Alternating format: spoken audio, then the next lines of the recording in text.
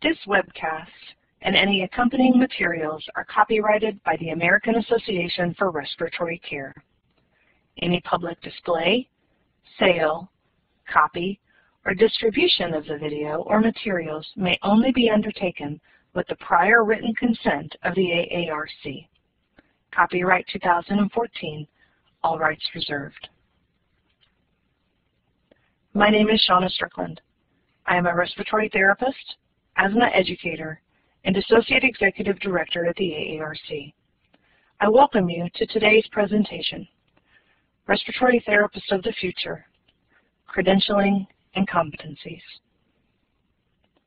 Upon completion of this AARC webcast, participants will be able to discuss the evolution of competencies of the respiratory therapist in context with the changes in healthcare in the U.S., identify how evidence-based medicine influences the respiratory therapist's role in healthcare and the test development processes, and discuss the process by which examination content is developed by the NBRC. I am pleased to welcome Mr. Tom Kallstrom and Dr. Robert Shaw, Jr. Mr. Kallstrom is a respiratory therapist and the CEO and Executive Director of the AARC. Dr. Shaw is the Assistant Executive Director of the NBRC and the Psychometrician for NBRC credentialing programs. Mr. Kallstrom, Dr. Shaw, and I do not have conflicts of interest related to this presentation. Mr. Kallstrom, Dr. Shaw, welcome to the program. Thank you. Thank you.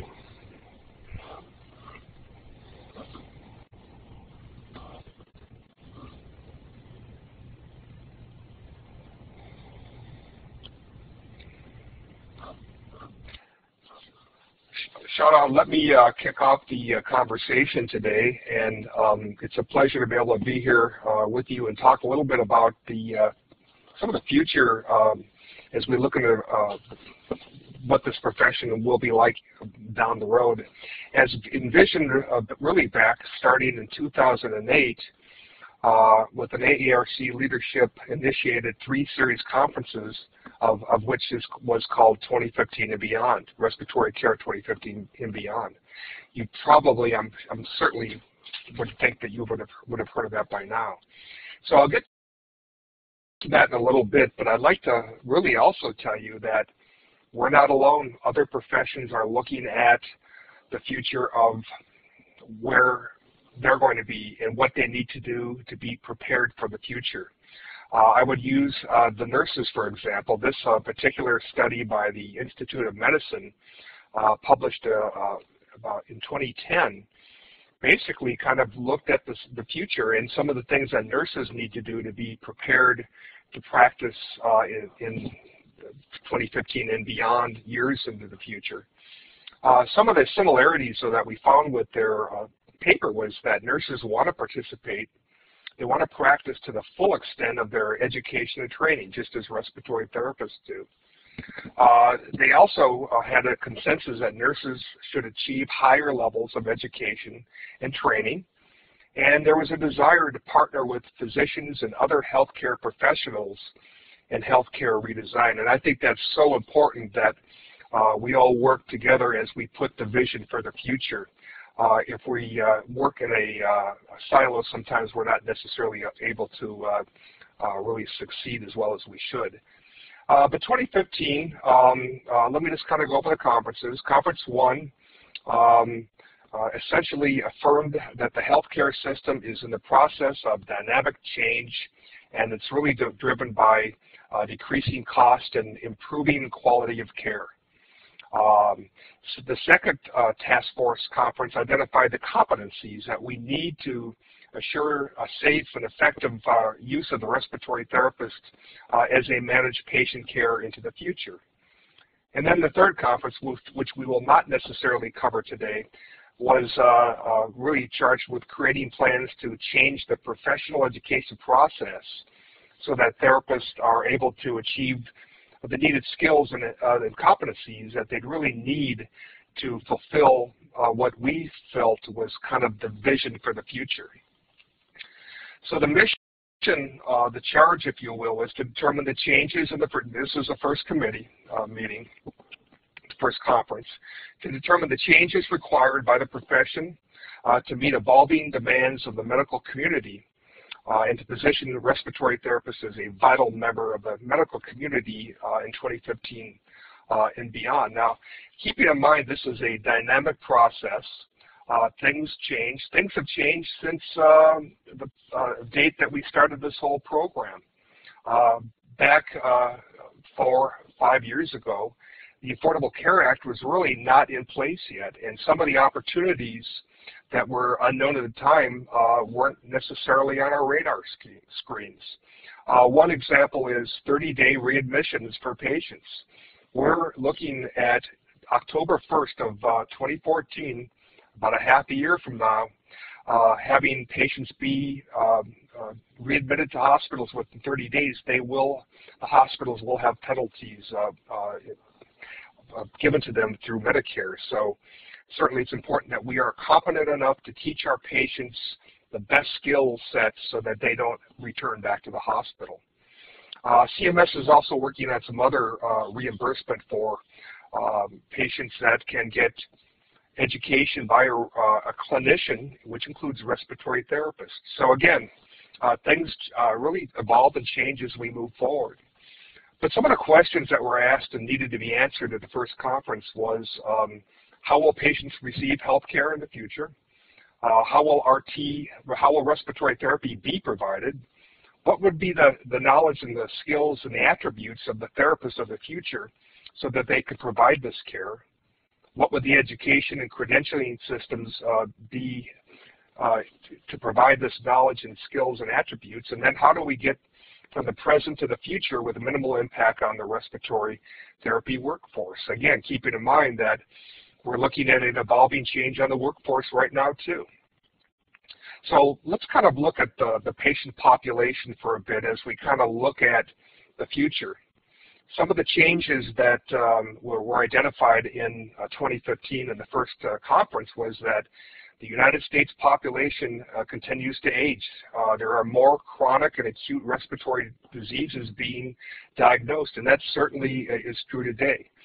We're looking at the aging baby boomer population, who many of them are practicing but will someday be patients that will need help and certainly taught how to better manage their care through better self-management techniques. There'll be an increased acuity of diagnosis.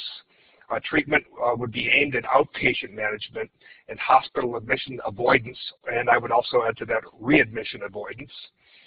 Increasing numbers of comorbid conditions that require treatment. And again, as we look at, for instance, COPD, there are other comorbid conditions, CHF, perhaps asthma, and others, diabetes, for instance, that could cause patients with COPD to be going through the ongoing need for care. And then health promotion certainly will be the goal of care. We want to make sure that we're a healthy public into the future. The cost increases for care will continue. We expect to see that. We also expect electronic health records to be more widely accepted and used in all healthcare settings. Still, that is not the case today. Healthcare consumers will pay a greater percentage of the costs. It'll be the burden of the healthcare will be shifted over to the patients. And retail health clinics and other mass-marketed care clinics will stimulate consumer-driven cost competition, and we're starting to see that now too.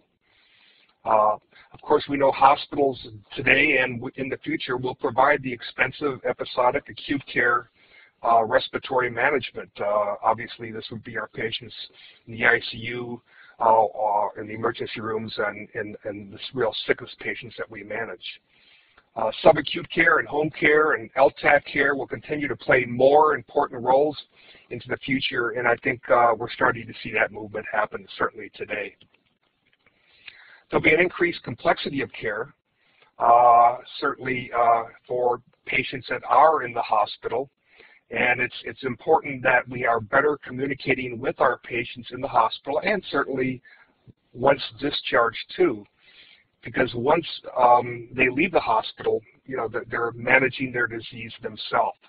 And this falls to a theme that was seen a lot in 2015, in that disease management is very important for the respiratory therapist to have as a competency, so that they can impart this information to them, so that patients can be better and their caregivers can be better managing their chronic disease.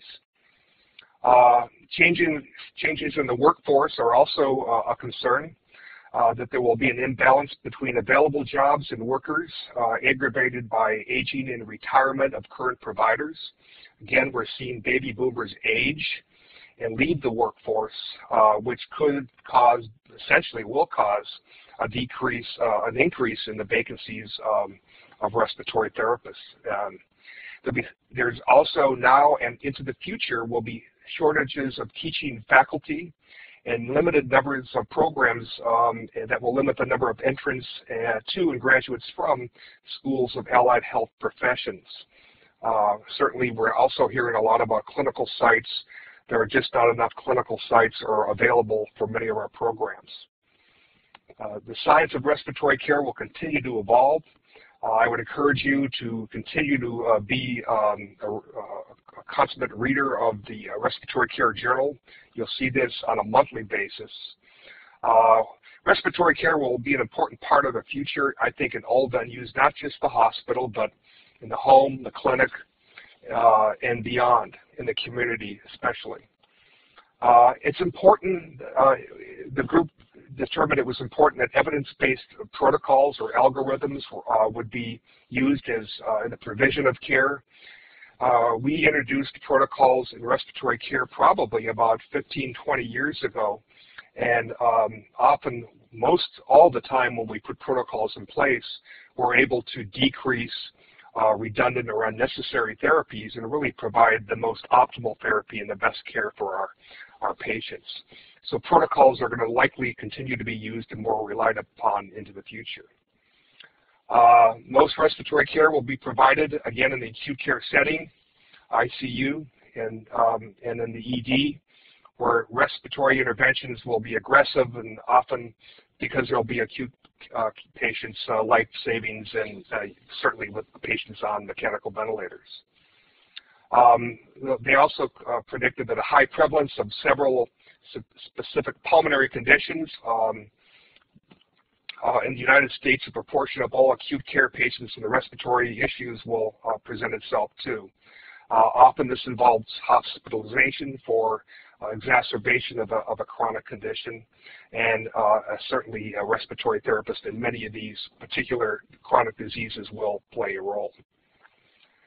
So some of the things, again, as we look at the future, it's important that we educate our patients, that we're educated as clinicians on the best management for patient care, so that they're not coming back to the hospital. And again, this goes back to the idea of disease management, which we'll talk a little bit about too. Protocolized care, best practices are essential. I would direct you to our website, where we have best practices on COPD readmissions. And what we're trying to do is make sure that we can share successes of other respiratory therapists around the country that have used protocols and self-management programs in place for hospitalized patients that actually are not returning to the hospital within 30 days. So a lot of this is very functional, and the website was set up so that it could help benefit you to learn from others, so that you can develop these programs within your hospitals. And again, as we look at other roles of the therapist in the future, ambulatory care, preventative care, and risk factor modulation, which would also include smoking cessation in the hospital and outside the hospital. Today, we look at the respiratory therapist profession. About 74, 75% of us are in the acute care hospital. 61% of us are in the urban areas, and about 39% are in rural hospitals. The gender mix for our profession is 60% to 40% female to male, which has pretty much been consistent through the years. And again, one compounding factor on all of this is that as we look at the age of the respiratory therapist now, and the average age is around, in 2005, according to our Human Resources Survey, was 45 years old. It's around about that now. We're actually doing our Human Resource Survey again this year, so we'll have more up-to-date information. But again, this is going to impact our profession in that there'll be therapists that will soon be retiring. So that's a little bit of an overview of what the first 2015 group looked at. Essentially, it's a dynamic, changing world. The role of the therapist will be very important, but again, it will be evolving as we look to the future. At some point, I'd like to even talk a little bit about how disease management is playing a role in our profession today and some of the things that the AARC is doing about that. If I have time, I'll be able to do that later. So some of the competencies or the competencies needed by graduate respiratory therapists that were determined in 2015 and beyond, really as we looked at this, it felt that we're heading to the perfect storm right now. Economy's impact on healthcare is really driving much of the changes. Hospital administrators believe that healthcare, the financial system is broken. They felt it when they did the surveys a few years ago, and I would imagine if we did that today, likely they'd feel the same way. Medicare payments have declined since 2000, and we're also starting to see actually a decrease in of cost for patients with some of these chronic conditions that are under the 30-day penalties. So we expect that when the 30-day readmission penalties hit in October of this year, it will also decrease the amount that Medicare will eventually pay back, because there'll be that incentive to hospitals to not let them return. Hospital executive decisions also impact the workforce. Respiratory therapists of the future, we're going to need to focus on improving the quality of care and reducing costs. And this is really important by using evidence-based medicine and protocols. I think it's important for respiratory therapists to understand what evidence-based medicine or practice is and how to really be able to read the literature and determine what has been published in peer-reviewed journals that indicate the best practice as a result of the evidence-based analysis. It's important that we all understand what that is. It doesn't matter if we're managers or directors or grassroots therapists. It's very important. The workforce will soon be asked to assume new responsibilities, and RT grads will enter a profession, we think, with an expanded role of practice into the future. So I'll just spend my last little bit of time kind of going over some of these particular competency areas. They are divided up. We'll start in diagnostics. As we look at that, it's broken up in pulmonary function technology, sleep medicine, and invasive diagnostic procedures. As we move into disease management, we see, again, as we looked at competencies for the future, a good amount of time was spent looking at chronic disease management and what the competencies would be necessary for. It's really a large part of what I think our future is, and if I could, for just a minute, align this with a bill we have in Congress today that we're hoping will be able to move forward the profession of respiratory care, allowing respiratory therapists who are registered and who have an advanced degree, which means bachelor degree or higher, would be able to work in physicians' offices doing disease management incident to physician. And we feel that, again, by allowing therapists to leave the hospital and to be in the physician's office and helping walk patients through a better understanding of what their disease is, understanding about their devices, whether it be aerosol devices, oxygen devices, whatever. It's important that we're there to walk them through and to make sure that they're competent and understand the best management of these particular ways of caring for themselves into the future. As we continue on with this, another competency area was evidence-based medicine and respiratory care protocols. Again, going back to the fact that it's important that therapists of the future, and really today, have a comfort level with evidence-based medicine, that they understand it and use it in their practice. Same goes for using protocols too. As I mentioned, they've been around for years, and certainly you could use the Respiratory Care Journal and the AARC as a resource for getting information about other protocols that have been published and are very functional and useful for the future. The need for delivery of respiratory care via protocol, again, in 2015, they identified competencies that were needed to deliver therapist-driven protocols. RTs of the future should be able to explain the use of evidence-based medicine to evaluate and treat patients in a variety of settings.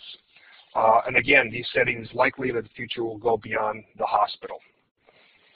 Competency area 4 is patient assessment.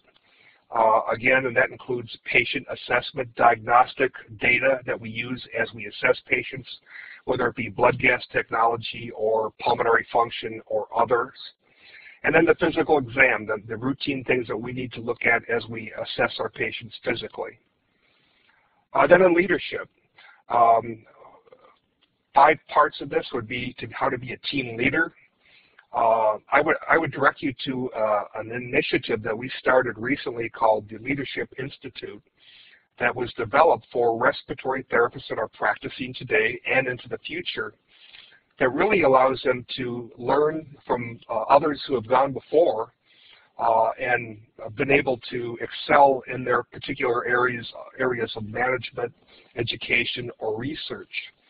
Many of us as respiratory therapists were good therapists, and many of us were elevated to supervisors or directors, but did not necessarily have the management skills that we needed to do the job the best we could. And we're trying to help therapists understand the best practices of this by doing this through our Leadership Institute. So I'd encourage you to take a look at that. It's on our website, aarc.org. Healthcare regulatory systems, it's important that we're well-versed in that. That we have written and verbal communication skills, again, as we work with patients and families and our peer groups within the hospital. Healthcare finance is important to have a feel for, because that is ever-changing, and we need to be able to speak clearly and understand that. And then again, to be a team leader, it's important that we're part of a team at the bedside and with the patient and their family. And then competency area 6, emergency and critical care. Again, this is much of what we do in the hospital, and I would encourage you to take a look at this in more detail by actually going to the Respiratory Care Journal. These were published as we put these together through the years, and I don't have the dates or the citations in front of me at this moment, but I would encourage you to go back to the Respiratory Care Journal and go to the search bar and find 2015, where you'll be able to find the specifics of each of these. You can also find these on our website on an icon called 2015 and Beyond, where we list a lot of this out too. So again, as I get ready to wind down, respiratory care delivered to critically ill patients by therapists, again, we're going to need to have good critical thinking and communication skills. We need to really be the people that are relied upon as an expert source of information of which we are most qualified to provide. And certainly that would be in chronic care management, but also in invasive and non-invasive and high-frequency ventilation and ECMO as it's applied for the critically ill patients. We want to have essential care of critical care patients, which requires a broad knowledge of the monitoring approaches that are out there today. Much of the devices and the monitoring equipment does change almost, it seems like, daily, and we want to be on top of that. In many ways, we're considered experts in the area of monitoring. So it's important that we're on top of that. And certainly as pharmacology changes too, we need to be able to be well versed in that. Competency area 7, therapeutics. Again, being able to assess the need for therapy, and this falls into line with protocols that may be used. Assessment prior to therapy, do they need it? Essentially, what would be the physical exam? What would be the indicators that determine this? And oftentimes, again, this falls right in line with developing protocols that can be put in place. The administration of therapy and the evaluation of therapy post-intervention. So again, at the end of the day, there's a lot of things that fall in line here with therapeutics. And again, these are areas that we'll have to be competent on, and I listed a few of them: medical gas therapy, humidity therapy, aerosol, hyperinflation, bronchial hygiene, airway management, and mechanical ventilation. These certainly will continue to be areas that we need to be expert on and competent in. So at the end of the day, the summary for the competency portion of 2015 and beyond did indicate that the role and responsibilities of the workforce will change substantially in the near future and far past 2015. And the conference reached general agreement on competencies needed by graduate therapists that enter the workforce in the future. Now, when we say 2015, that was a date that was an arbitrary date put forward. It's unlikely that changes will be immediately mandated at 2015. We get that question a lot, but certainly it is something that will likely be into the future. So that's just a little overview of where 2015 was, and as we look to the future, some of the challenges and I think great opportunities for respiratory therapists. Shauna, I'll give it back to you. Thanks so much, Tom. We will go ahead and turn this over to Dr. Shaw. If you have any questions for Tom about those competencies, make sure you type it into the chat box here, and we'll put it in a queue for at the end of the session. Dr. Shaw, thank you for joining us. Thank you, Shauna. The slide that's on screen is a question that came from a member, as I understand it. Shauna passed this along. And so for me, this establishes a theme that I will try to touch on a few dimensions of as we move through here. The question went to how does the MBRC keep things current? And so we really ought to start with the fact that every 5 years, the MBRC, regardless of which of its credentialing programs we're speaking about, we will open things up for brainstorming, discussion, data collection, data interpretation, and so on, in order to have new content, examination content revealed to us, as well as learn that some of the old content that we've tested over in the past ought to fall away. And so the mere fact that this exists and it occurs systematically is an important part of the response. I should also point out that the job analysis gives opportunities to reconfigure the way that examinations are assembled in terms of the mix of complexities of items on multiple choice examinations, as well as how the different content domains are weighted among the items on each form. And it's common for an examination committee or advisory committee to take these opportunities to make what it thinks are the appropriate adjustments in those mixes of items across a test form. Let's also talk about moving to the next step. So, we've done a job study in order to systematically assess what it is that an examination ought to cover for a particular program. The next step is, okay, let's get some items produced, and then let's get them approved. Who is it that does the approval? And that's the purpose of this slide. And what this is saying is that an examination committee will be assembled, and in round numbers, there's about 10 people on any given committee. And the subsequent points on this slide are highlighting the fact that there are several pieces to the puzzle here. There are 4 groups who sponsor the MBRC, and we do our best to make sure that there is at least one person who represents each of those stakeholder groups on each examination committee. There are also people who come at the topic from different points of view. It could be a frontline therapist. It could be someone who's preparing other students to become working therapists. It could be physicians. And so we're trying to represent those on each of the examination committees, those different points of view. There's also demographics that can be relevant. For example, what part of the country are you from?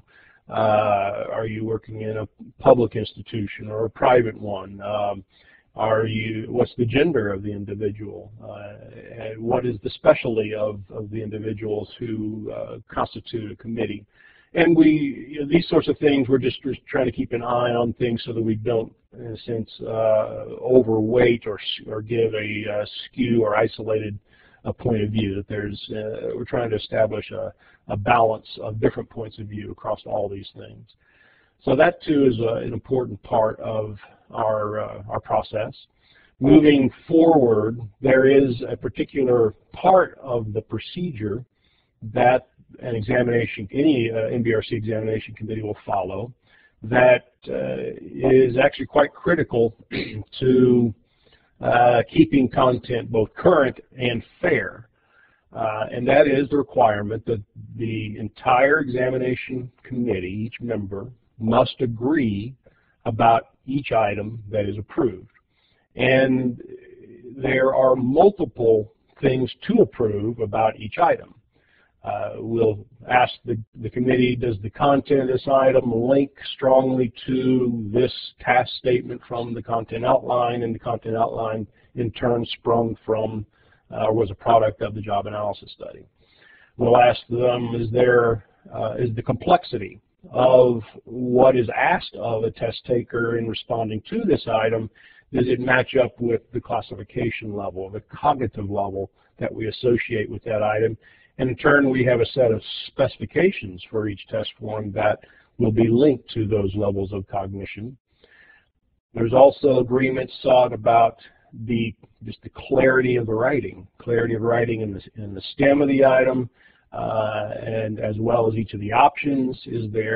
Importantly, does everybody agree that what we're showing as the correct answer, or correct answers, if we're talking about a SIM problem that might have multiple correct answers within a given section, again, looking for unanimous agreement that those options that deserve positive points actually receive them. And then lastly, there's going to be in either a simulation or multiple choice examination format some wrong answers potentially for less competent candidates to select. We call those distractors, and so we are assessing what's called the plausibility of those. In other words, is everybody confident that at least some people will select some of the wrong answers? And so, again, this unanimous agreement procedure is critical to our process as well, both in terms of keeping things current and keeping things fair.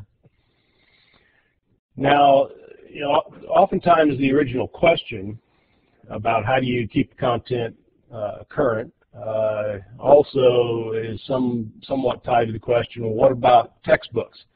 And there's oftentimes an implied question, which is, isn't examination content limited to what one can find in currently available textbooks?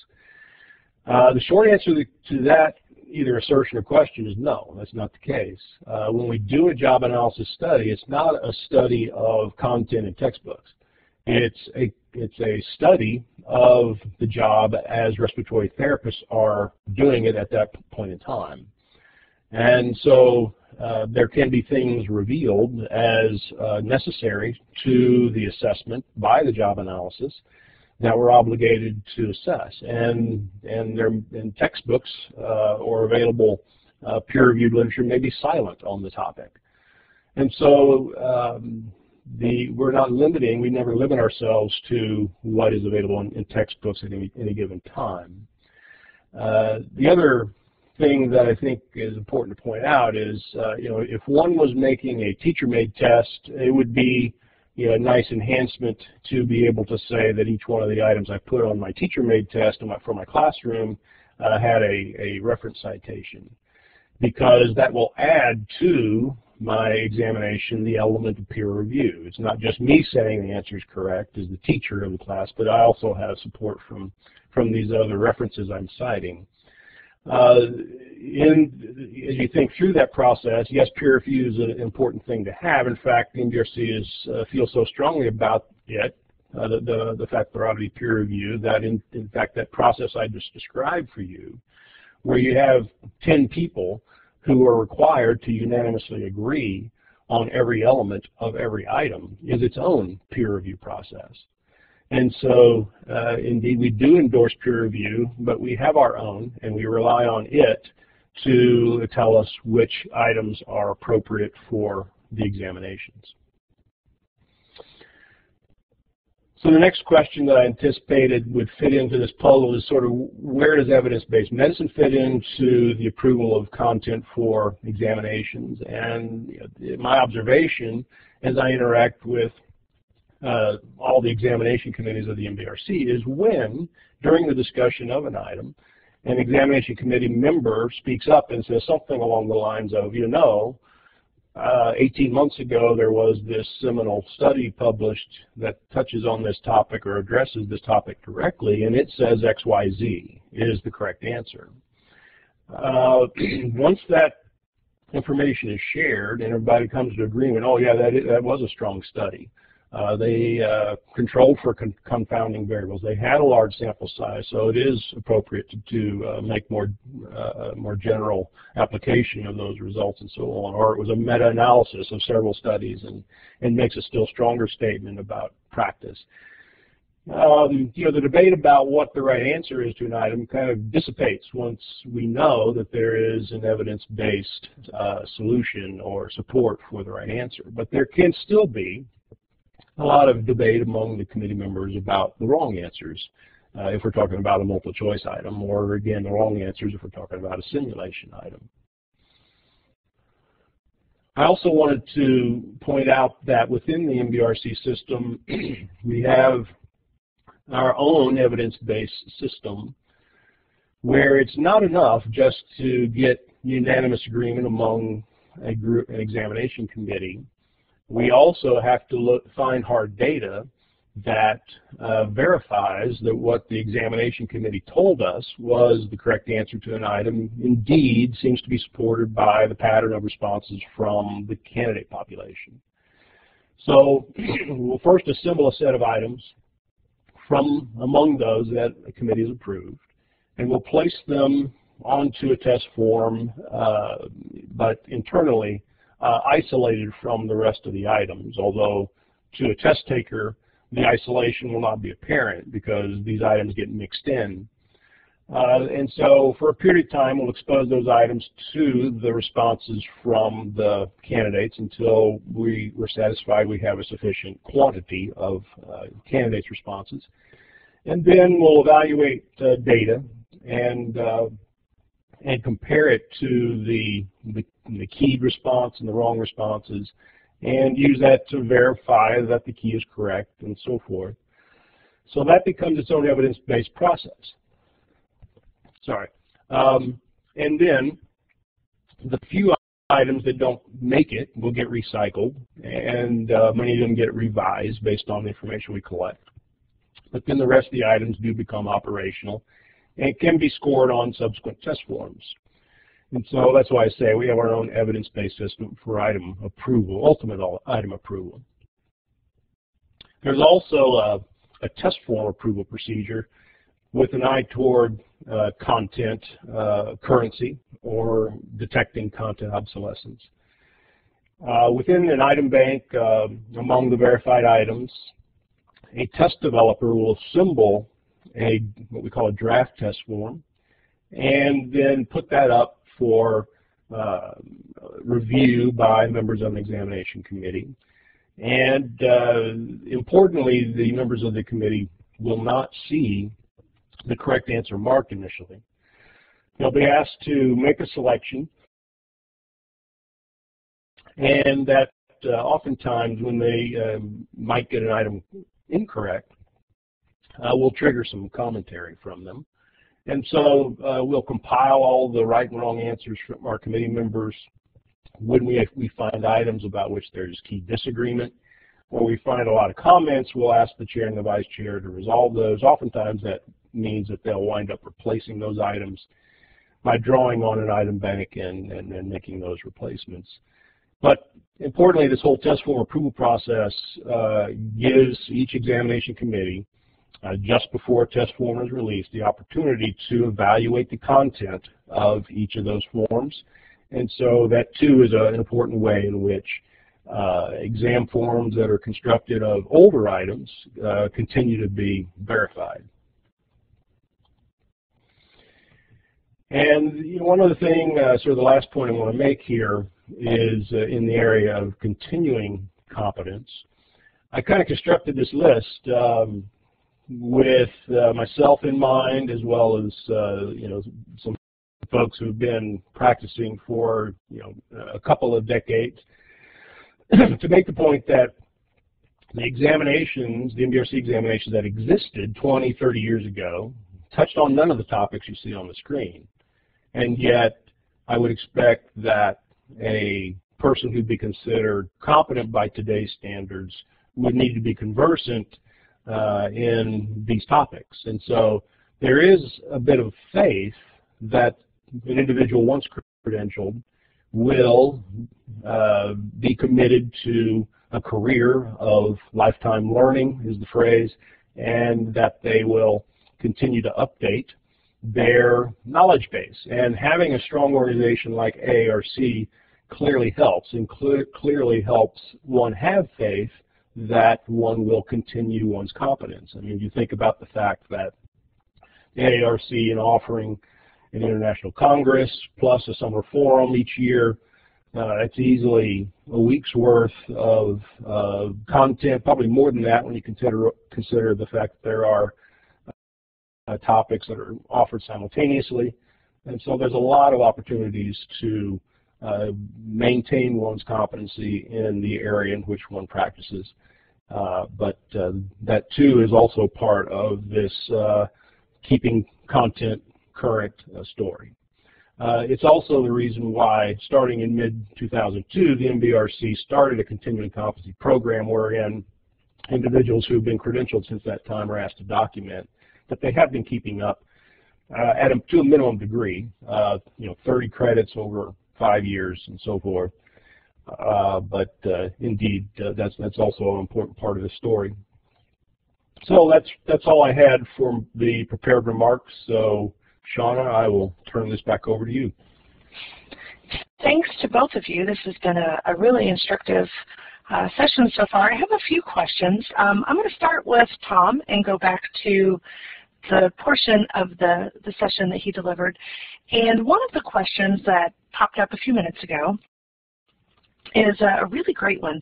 So as the wave of the future is headed toward this disease management, will the AARC take a more active role in advocating for RTs in all venues of practice, such as hospital, outpatient, education, etc.?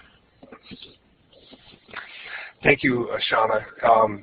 That's a great question, and of course, that is our goal for the future. We want to make sure not only are we advocating for our patients, but also our therapists, but ultimately for our patients. They go hand in hand. But I think to really be in the practice outside of the hospital is going to be important for respiratory therapists. I think that it's also important that we provide the therapist with the training that they need to get to that level. And there's a number of things that we've made available through the last couple of years, and some fairly new courses that are out there. One is the COPD educator course, which really prepares the therapist and other clinicians to better understand the provision of care with COPD patients, some of the nuances, and really how to teach patients the best and the best way to reach patients at their health care literacy levels so that they really understand how to best manage their disease. We also have an asthma course, which is an asthma prep course, which prepares therapists who are sitting down to take the asthma certification exam. One of the great things about that exam is it does validate the respiratory therapist as a expert in asthma, which is certainly an area which I think we do have expertise in. But on that test, there's some things that are not necessarily things that respiratory therapists have a great comfort level with. And because of that, respiratory therapists don't fare as well as our nursing colleagues on the exam. And I think part of the reason, if not the biggest part of the reason, is that there's a lot of questions on that exam about the psychosocial type of issues that while we're in the hospital, we don't see as much as we might see in an outpatient facility. There's a number of other courses I could go on, but again, at the end of the day, that's our role. And if there's things that we can do better, if there's things that we need to add to this, we certainly at all times want to hear what you have to say. Thank you. I think you actually answered the second half of her question, which was about who is training the respiratory therapist for taking this active role. So that's fantastic to know that there's a resource out there. Another question is, what is a good working definition of competency?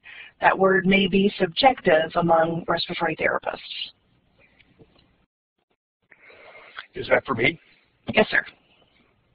I think being able to demonstrate the capabilities that you're able to fulfill a technique or procedure according to specifications. In the hospital, this is a big thing that we want to make sure, and we do it on an annual basis, at least we did when I was in the hospital, to make sure that therapists and nurses and other clinicians were competent, let's say in intubation. Unless we use these skills as an ongoing, on a daily basis, we might get a little rusty at times. So I think it's important for us to be able to practice that and to be able to return demonstration, certainly in the clinical arena. Okay, one more question for you, Tom, and then I'll turn it over to back to Rob. Do you think that in the near future, respiratory therapists will be required to have a bachelor's degree? I think the whole thing is going to evolve on its own. I really would not want to look in a crystal ball, but what we are seeing is a lot of states and a lot of programs are really pushing in that direction. So likely, I think the market will drive it towards that. And we don't disagree with it. We think getting as much education as you can is important, and even beyond a BS, postgraduate is very important too. Thank you very much, Tom. We appreciate your time. So to kick over to Rob, I have a question. After the 5-year analysis that you spoke of, the question is, how long does the process take before the new examination is ready to debut? It typically takes a year to a year and a half. That's largely because of the MBRC's preference that when it can, it wants to make the transition in a way that's as seamless to test takers as we can make it. And so we need the intervening year in order to pre-test the new items that we know we'll need for the new examination so that we can implement that form and essentially keep the the delivery on the day of testing going for the very first test takers who come and take those test forms. Thank you. Another question is, does the NBRC have a relationship with state licensure agencies, or are those two completely different pieces? That's a good question, because the answer is complicated, because really it's both. There is a relationship with each state that requires success on an NBRC examination and associates that with licensure. There is also an annual meeting that the NBRC hosts and invites any state agency people to come together and talk about common issues that they may have, network, and so on. It's also an information sharing time. The AARC and FAARC are both represented there. In other ways, there's a strong degree of independence.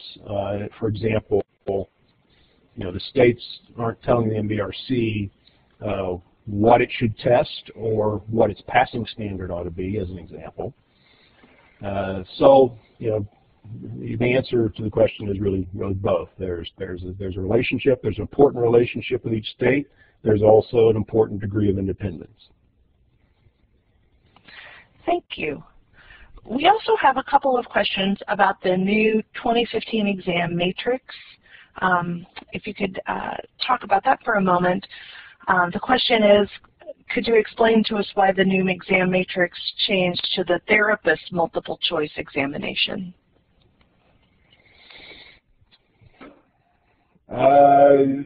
So the exam we're talking about is the multiple choice examination that will be given and associated with outcomes that affect both CRT and RRT. We're shifting, or will shift, starting January 2015, to a new model for the test. Everyone, regardless of whether an individual candidate is pursuing the CRT credential or the RRT credential, they'll all be assessed over the same body of content.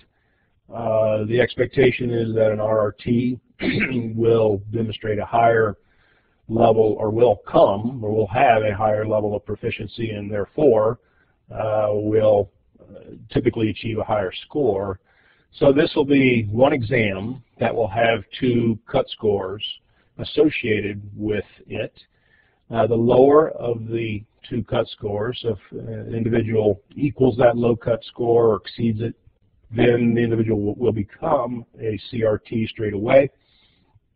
And in the typical state, after they've followed through, this is part of that independence piece, where they have to do some things in order to secure their license from the state in which they work.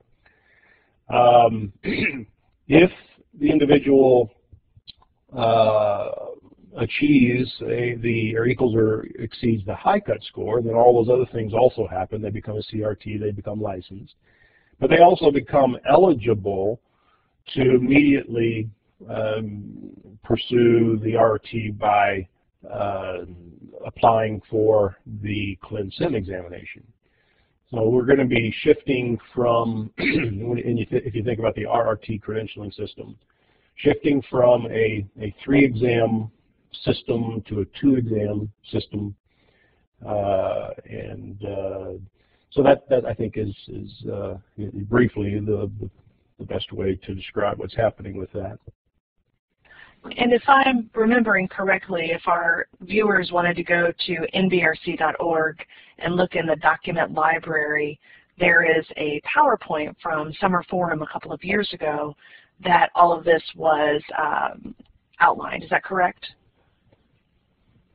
Yeah, actually the last couple of Jimmy Young presentations at Summer Forum have touched on the topic. And as long as they're at the NBRC website, they ought to look at the new content outline for the therapist multiple choice examination. That has been available to the public since last summer of 2013. Great, and then we should just tune in to the NBRC's website for updates regarding any news about the test. Is that correct? Yeah, and the kinds of news that one could anticipate are that the exam committee is concentrating its time really on producing a new practice examination that will be available at no charge like it has in the past. There will be self-assessment examinations available for purchase. There will also be a new secure, or what's called comprehensive self-assessment for the education programs to use. So they're going to be working on developing those, have been working on it, and are continuing to work on those products. Thank you. So this is a question of mine that I've heard over the years, both after taking the test myself more years ago than I will admit, and then colleagues and former students of mine taking them over the years. A lot of people are confused as to why the NBRC test itself does not look like the clinical practice that I do at my hospital. Could you explain a little bit about why the test doesn't look like that clinical realm? Mm-hmm. Well, I'll point pretty specifically to that part of the process where we require unanimous agreement among a committee. I mean, if you think about how practice in a hospital might look different if, in fact, it took more than just getting a physician, nurse, and therapist to agree on a care plan. If there was, a committee of 10 people, 3 or 4 physicians, 3 or 4 nurses, 3 or 4 therapists who were having a discussion about a particular case and what's the best thing to do next and so on, I have a strong suspicion that clinical practice in hospitals would look a lot different. And that's essentially the system that we are imposing on ourselves, particularly in the interest of fairness, because we don't want to advantage someone in any particular region or that follows a given model of practice or theory behind practice and so on. So that's we have lots of cooks in the kitchen, and so the product looks different. Thank you. Also, one of the questions that we hear a lot is about the content. Let's say, for example, I take my registry examination and I see a test question on there about a modality that hasn't been in favor for quite some time. Why do we still see some of what we might perceive as older therapies on the examination? Well, let's talk about what happens at the job analysis. When we start the job analysis, we'll assemble an advisory committee, and that advisory committee will represent the examination committees that will be affected by the results. So in particular, we have the Therapist Multiple Choice Committee representing the ClinSim Committee this last time. And so we will start with the list of tasks that we finished with 5 years ago. And so, one of the first decisions that the group has to make is, all right, are we going to try this thing again? And if we know that thing that we're looking at, that modality that has been around for years and years, survived all of the data-based decision rules the last time, it's kind of a tough thing for the group to say on its own, well, we've decided on our own to take that off. We're not going to offer that again, even though they could. As far as the rules goes, I'm there to help facilitate. They could do that, but they prefer to try it again and let the data tell them, confirm for them, verify for them that their impression about that particular topic is indeed supported. But then what happens by letting it, in a sense, letting it ride again is the data say we should keep assessing over that topic. So that has happened from time to time. I'll point you to then the test form assembly step that I talked about before, which can limit the degree to which an item may actually show up on the test form. I know that's a little comfort when you still see the topic listed on the content outline, you feel like you have to study it, or you feel like you have to teach it still. But that's the reality that we see. I will say that this last time around, 2012, when the advisory committee did seem a bit more ambitious about going in and saying, no, we're just going to decide on our own, we're going to take this out, which is, as I said, fine. So that's the explanation for what you've observed. Thank you very much. And we are out of time. Mr. Kallstrom and Dr. Shaw, thank you again for joining us today. For those of you watching this as a live presentation, please stay with us during the next brief pause for instructions on how to obtain your CRCE contact hour. If you are watching this program as an archive, this concludes our presentation.